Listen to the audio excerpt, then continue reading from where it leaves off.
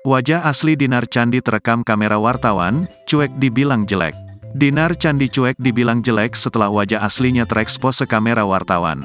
Beberapa waktu lalu, Dinar Candi menjadi perbincangan hangat publik karena wajah aslinya dinilai jelek ketika berada di depan kamera. Namun Dinar Candi mengaku tidak peduli dengan cibiran yang bilang wajahnya jelek tersebut.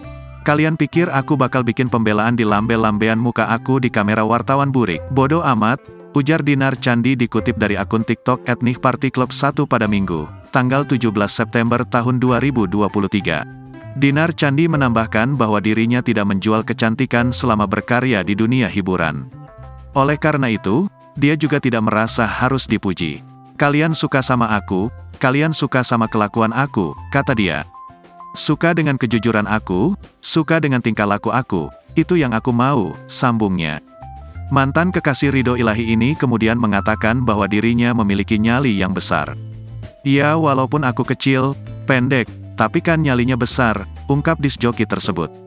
Lebih lanjut, Dinar Candi mengaku tidak sakit hati dihujat jelek.